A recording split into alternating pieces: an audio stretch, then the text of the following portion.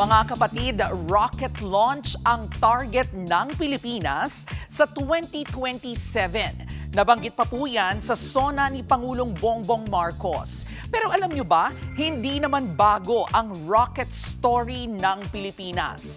Noong dekada 70, may proyekto po ang ating bansa na tinawag na Project Santa Barbara. Layunin po nito na bumuo ng sariling missile at rocket technology para sa ating bansa. At sa Caballo Island, malapit sa Corregidor, isinagawa ang mga rocket launch.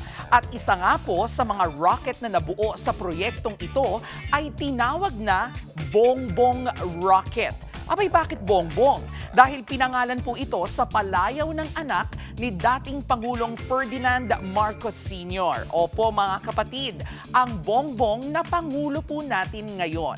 Hindi lang yan, noong 1997, nailunsad ang kauna-unahang satellite ng Pilipinas, ang Agila II. At sinundan pa po ito ng Diwata 1, Diwata 2 at Maya 1. Noong 2019 naman, itinatag ang Philippine Space Agency o PhilSA.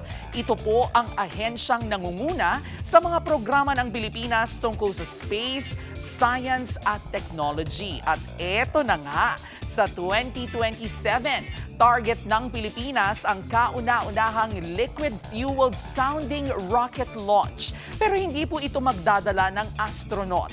Gagamitin ito para mag-aral ng atmosphere at itest ang kakayahan natin sa rocket engineering. Kaya mga kapatid, mula sa Bongbong Rocket noong dekada 70 hanggang sa rocket launch na target natin sa susunod na taon, isang bagay ang malinaw. Hindi lang rocket ang umaangat, kundi pati ang kakayahan ng mga Pilipino. Yan po ang ating K-Alaman.